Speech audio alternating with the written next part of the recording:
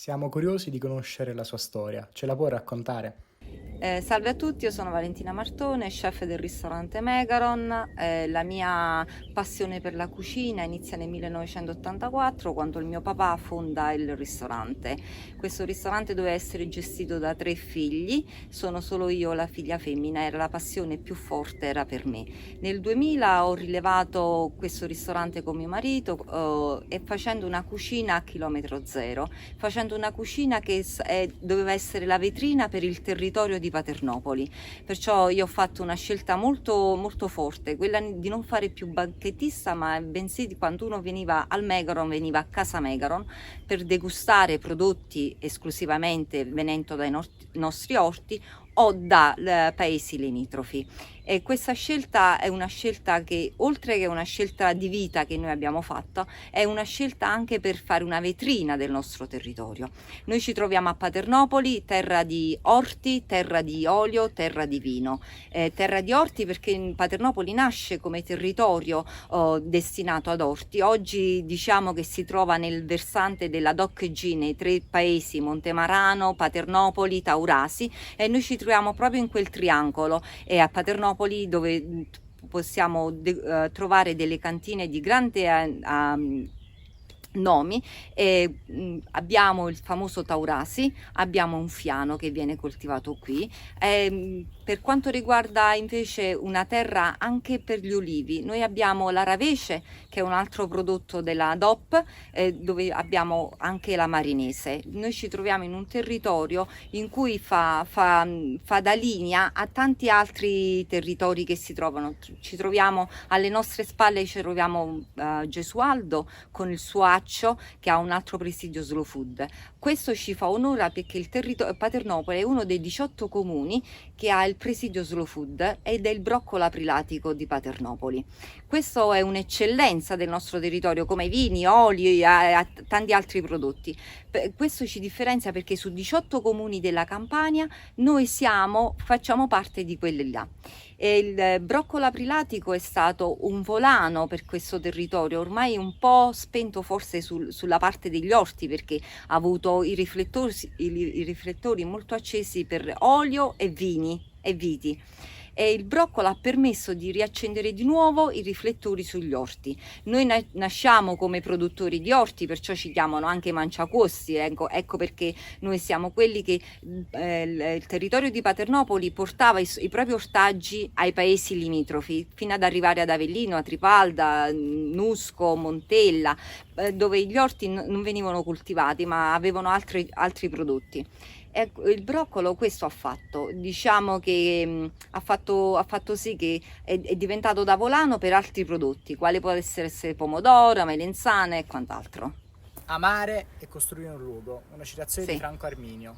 Rimanere piuttosto che andarsene. Sì, perché lui ha fatto questa filosofia di vita di Franco Arminio, come non sposare questo grande paseologo, e diciamo che ci troviamo qui a Cairano, bellissimo.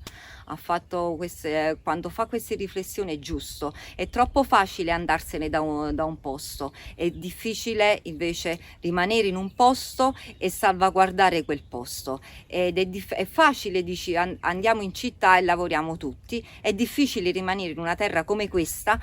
L'Irpinia è una terra dura, aspra, difficile da comunicare, ci chiamano un po' lupi, forse perché siamo un po' chiusi, però poi quando ci apriamo siamo le persone più solari del mondo, e lui ha ragione su questa cosa. Sì, è molto più facile andarsene, è difficile rimanere, però quando si rimane ci si rimane col cuore e uno ce la mette tutta. In un mondo ormai urbanizzato, Paternopoli è rimasta incontaminata dai ritmi frenetici della città.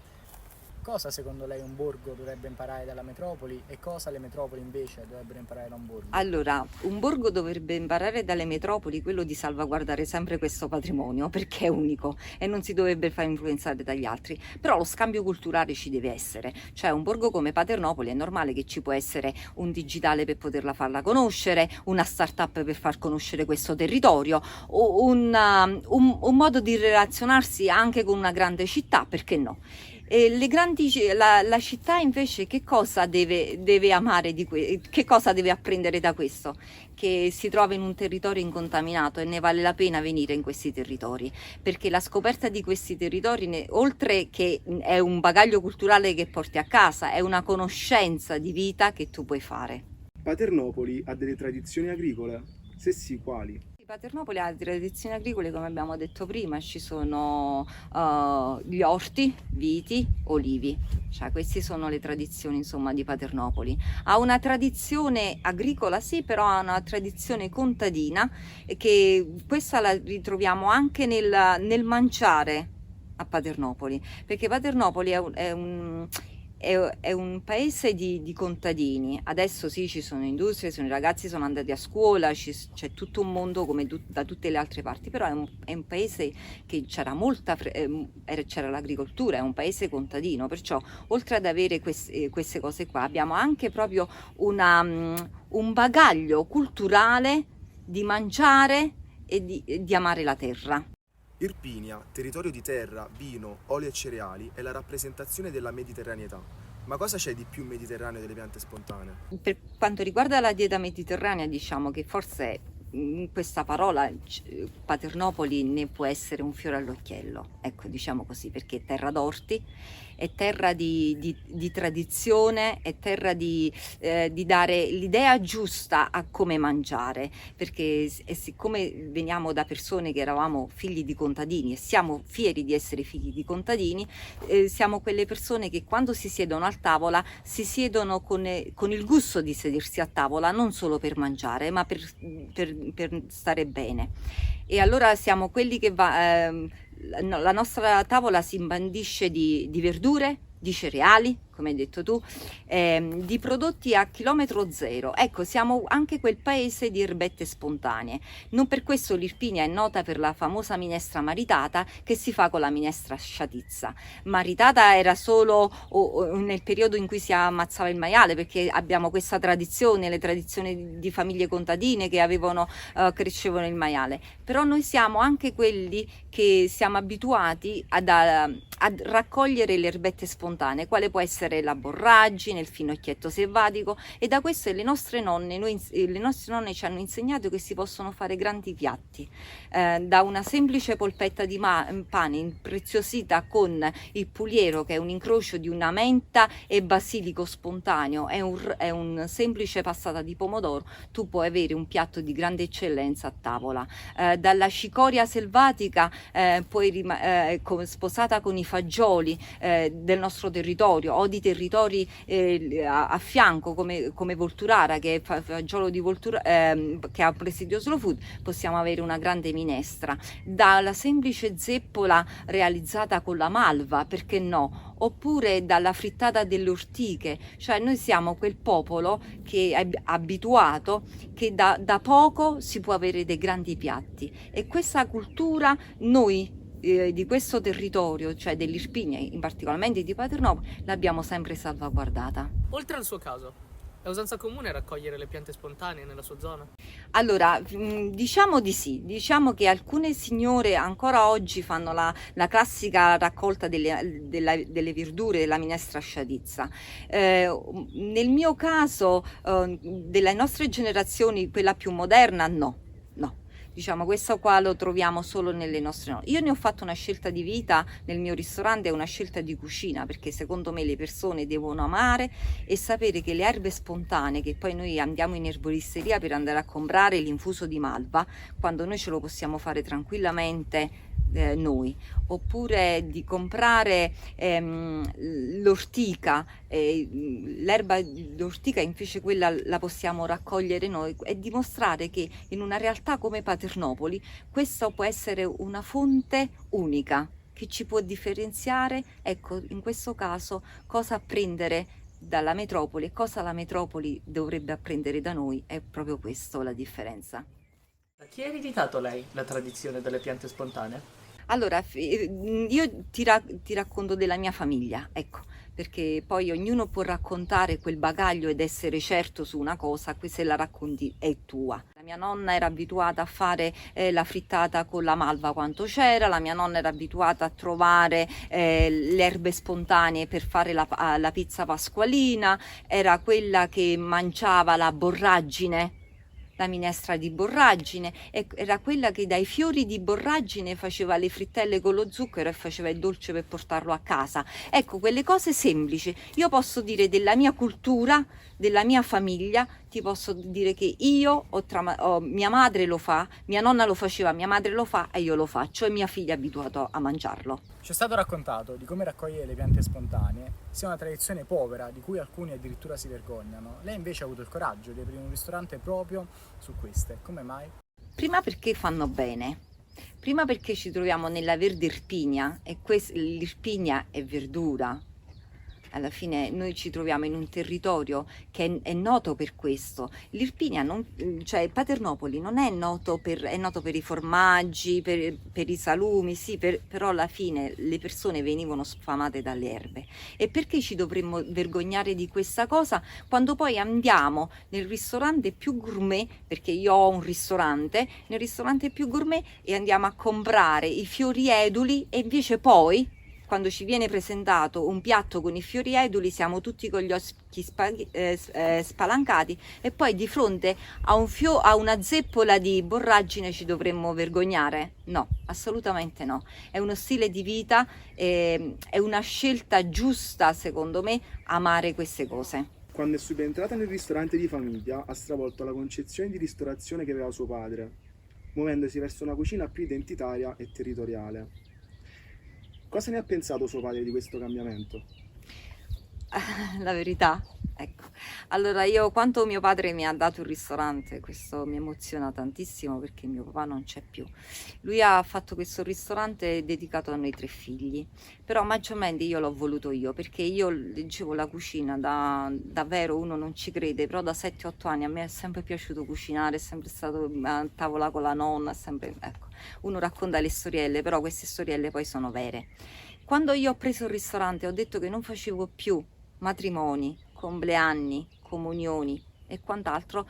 Loro insomma hanno storto un po' il muso, perché dici, non ti fa, cioè tu per fare il ristorante hai bisogno di soldi, hai bisogno di guadagnare, altrimenti non rientri con le spese. Ed è dura. È dura, perché tu fai una scelta dove tu ti proietti per pochissime persone, non ti proietti per la massa. Cioè, se a tavola mio padre veniva dalla banchettista da matrimoni da 200-300 persone, io faccio 2 coperti. Però questa cosa, io siccome ci sono nata in quella ristorazione là, non dà nessuna emozione. Tu cucini, il cliente se ne va soddisfatto perché ha mangiato bene, però non sei nessuno.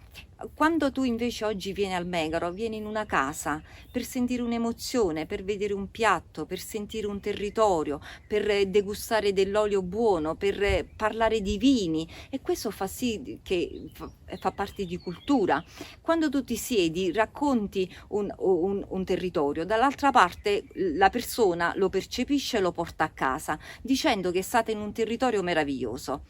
E le persone ti chiamano per nome, ti dicono: ciao Valentina, ci è piaciuto o non ci è piaciuto questo pane, siamo stati da quella realtà di vini perché tu ce l'avevi consigliata, abbiamo assaggiato il fagiolo di Volturara, e tu hai uno scambio culturale con un altro paese, hai degustato l'Accio di Gesualdo e tu hai lo scambio culturale con un altro paese, perché il territorio non è solo Paternopoli o il ristorante di Valentina, si interfaccia con tutti i prodotti dell'Irpinia, e questo qua gratifica molto di più di uno che ti viene a pagare su una cerimonia, te lo assicuro.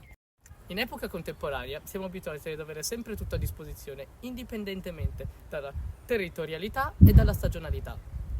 Cosa implica dipendere e affidarsi alla terra? Quali sono gli ostacoli e le soddisfazioni di attuare questa pratica?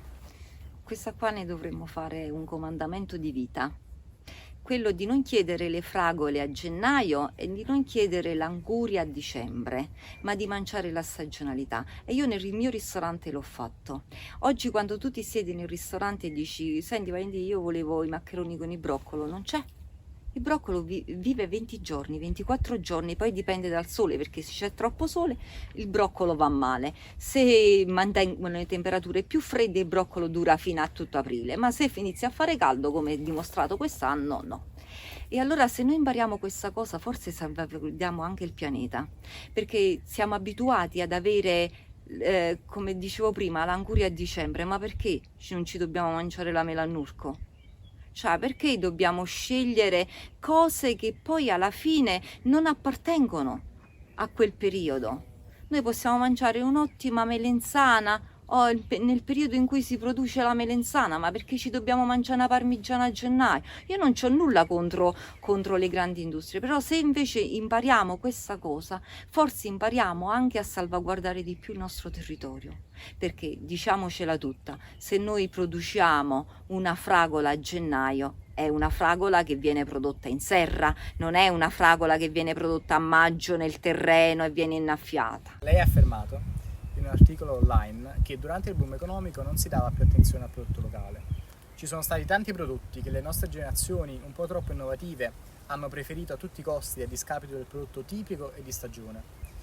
Quei prodotti locali che prima non venivano valorizzati, perché oggi invece dovrebbero essere esaltati e preferiti? Allora, noi non è che quei prodotti non sono buoni, siamo noi che ci siamo vergognati di mangiare quei prodotti, nel senso che quando ci sedevamo in un ristorante ci faceva molto figo, perdonatemi l'espressione, ordinare, che ne so, la linguina con gli scambi, cioè, e invece ci sentivamo quasi offesi, come se non sapessimo ordinare se avremmo ordinato le cannazze con ragù e una grattucciata di pecorino di Carmasciano. Ecco, io di questa cosa secondo me è importante perché adesso l'abbiamo capita ed è importante fare questo passaggio. Se tu vai in un territorio devi trovare l'identità di quel territorio. Poi diciamo che abbiamo fatto di tutto e di più, cioè c'è lo spreco alimentare, questo è un altro problema che abbiamo.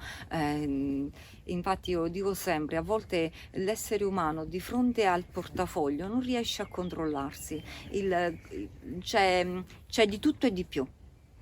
E allora quando c'è di tutto e di più siamo un po' difficili ad apprezzare le cose buone. Se tu vedi adesso un bambino c'ha di tutto e di più, è pieno di merendine, invece era perfetto mangiare pane e marmellata della nonna.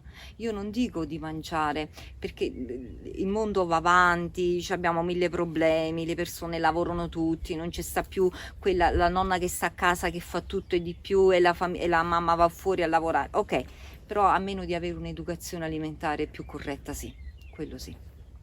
La classe politica si interessa poco all'alimentazione come fatto culturale, ma lei ne ha saputo cogliere l'essenza dimostrando il contrario. Cito: la mia arma vincente sono state le radici. Ci racconti perché, secondo lei, il cibo può e deve contribuire alla narrazione storica, sociale e culturale di un territorio? Ah certo, io lo dico sempre, le mie radici sono contadine e allora perché non si deve dare questa importanza a questa cosa e la politica non si dovrebbe interessare di questa cosa? Guarda, secondo me, cioè, per salvaguardare l'Italia, che è il paese del mangiar bene, noi siamo il fiore all'occhiello del mangiar bene. Se la politica facesse anche questa cosa, un piccolo passo verso questo, e all'interno delle scuole non vedere la mensa scolastica, ma vedere un dato culturale sul cibo, imparare al bambino cosa significa l'olio, qual è la pianta che produce l'olio, perché non fare una passeggiata negli orti e far vedere al bambino come raccogliere un pomodoro. Questo sì, la politica lo deve fare, è obbligata, perché altrimenti saremo un mondo malato. Oggi noi parliamo tanto di allergie. Se io ho una nonna a 103 anni e un'altra nonna che è morta a 99 anni, io ti assicuro che in vita loro avevano una pelle liscia, non hanno mai avuto problemi di nulla, mai avuto problemi mai delle allergie. Io ho una mamma che ha 80 anni, adesso ne fa 81, non ha mai sofferto di questo. Per quale motivo i bambini sono tutti malati, tutti che sono intolleranti a glutine, al lattosio, a tante allergie? Perché noi non abbiamo saputo trasmettere il mangiar bene ai nostri figli. C'era uno slogan che io ho fatto una maglietta: mangia bene e cresci meglio. Ed è la verità, perché noi non stiamo imparando al futuro dei nostri figli a mangiare bene. perché se noi impariamo a mangiare bene, e in questo caso la scuola lo può fare anche da padrone. È vero che la famiglia è la prima educatrice, però viene la scuola, perché quando noi andiamo a scuola e il bambino di fronte mi ha portato la merendina, è normale che io torno a casa e mio figlio mi dice: perché a me mi fai portare pane d'olio? Io ho una figlia che ha 29 anni, adesso non c'è, non la potete conoscere perché sta un'altra. Quando mia figlia andava a scuola portava pane e olio. Adesso voi non ci crederete, per la verità, portava i taralli, quelli che si fanno a casa con la sugna, i classici col finocchietto, ma non perché era figlia mia che io avevo il ristorante, aveva le sue radici, e quando le amiche gli dicevano: perché non ti porti l'ovetto senza fare nome, oppure perché non ti porti la merendina, dice: no, noi a casa siamo un poco aggressi, portiamo cose di casa. Però era l'unica. Se invece tutti i bambini quando andavano a mensa potevano fare questo passaggio, io assicuro che il mondo sarebbe migliore. Vorreste che i vostri prodotti superassero i confini dell'Irpinia per approdare nel mercato nazionale o addirittura globale? Secondo lei, racconterebbero la stessa storia anche su una tavola non campana? No, assolutamente no, la risposta è no. Come io ho fatto una scelta di vita, io ho fatto la scelta di vita anche nel ristorante così. A me basta che questo oliveto sia apprezzato dalle persone che entrano a casa Megaron, e io per questo faccio questa cosa di avere l'oliveto, di avere l'orto, perché per me non esiste la globalizzazione. Io ho fatto una scelta anche nel ristorante. Se tu mi dici: guarda, domani vengono 2 persone in più, no, perché io cucino solo per 10 persone. Solo così io posso garantire che quell'olio è per questa cosa. La globalizzazione a livello internazionale, i grandi mercati, i grandi numeri, io perciò ho fatto questa scelta. I grandi numeri non danno grandi emozioni a tavola, e neanche in un prodotto possono dare grandi emozioni. Questa fa la differenza di un prodotto. Allora il buon consumatore, colui che ama il buon cibo, che vuole la cultura del cibo, di ricercare di nuovo la nicchia, come facevano le nostre nonne, di abbandonare alla visione di comprare all'eccesso, ma alla qualità, non alla quantità. A me invece oggi siamo nel mondo dell'apparire. L'importante è che appariamo con una scarpa di marca, la borsa sotto il braccio, e poi non guardiamo quella bottiglia che portiamo all'olio a tavola, e poi non guardiamo perché abbiamo tante intolleranze. Invece se andassimo a fare una spesa ponderata dal contadino e questa filiera si di nuovo rimette in moto, faremo tutti meglio. Ecco perché io ti dico, io faccio pochi coperti. Io non potrei fare un matrimonio come lo faceva mia madre da 200-300 persone. Io posso fare un ristorante da 20 posti, 25 posti, 5 posti, perché il mio appezzamento è per quei pomodori che devono garantire a quei piatti che vengono realizzati nel mio ristorante. Perciò io ho un ristorante a chilometro zero, dove tutti i prodotti io so qual è la filiera di quel prodotto. Io so che dietro c'è una mamma, c'è un suocero che li coltiva, quei pomodori io ci faccio la passata e li porto a tavola. Non potrei mai fare un orto e pensare ai grandi numeri. È impossibile. È impossibile. Perciò sia l'olio noi ci teniamo che viene raccolto la seconda decade di ottobre, che vengono moliti la stessa sera, perché devo garantire al mio ospite di Casa Megaro un olio che non è l'olio, ma è un olio che è un'altra cosa. A proposito di prodotti locali, lei sta facendo un grandissimo lavoro insieme a Slow Food e Accademia Italiana della Cucina nel promuovere il blocco Laprilatico, presidio Slow Food autoctono dell'Irpinia. Tanto è vero che domenica 28 aprile si è tenuto al Megaron un evento dedicato. Quali sono state le difficoltà riscontrate nel valorizzare e raccontare questo prodotto? Allora, per me è importante, io faccio sempre, sono 20 anni che faccio questo pranzo con il broccolo aprilatico.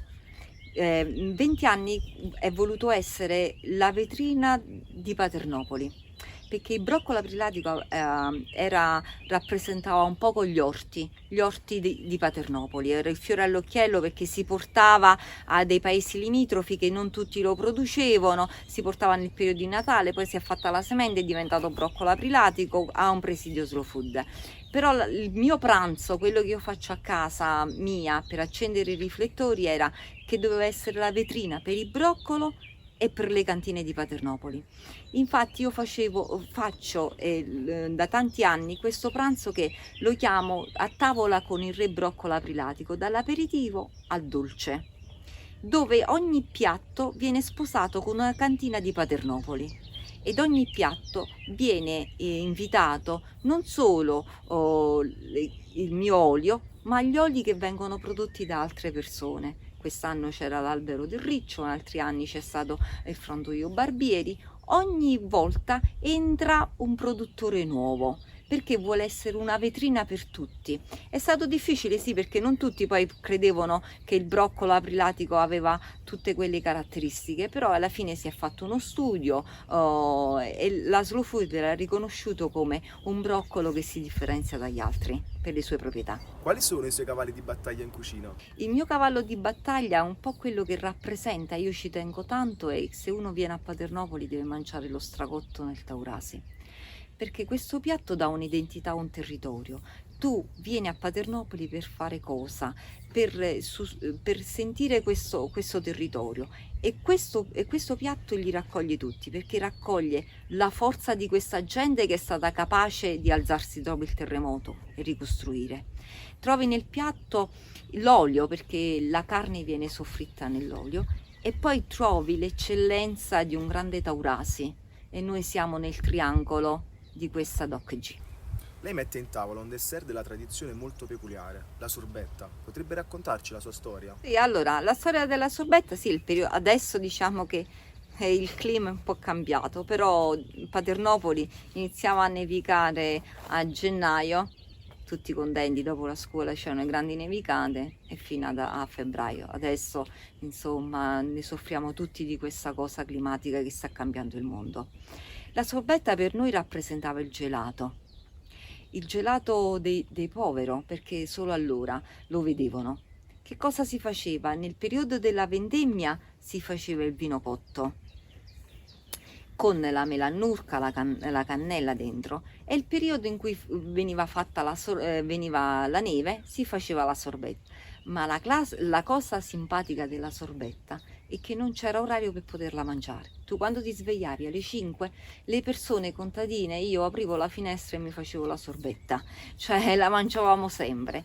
È capitato poche volte che io l'ho potuta servire anche al ristorante, perché ha fatto la neve, infatti tutti hanno spalancato gli occhi. Adesso di quel mosto, di quel vino cotto, noi ci condiamo i peperoni anche a Natale, i peperoni sottaceto, le papacelle, quelle vengono condite con questo vino cotto. Il vino cotto rappresenta proprio le nostre radici contadine, sì, molto indietro sì.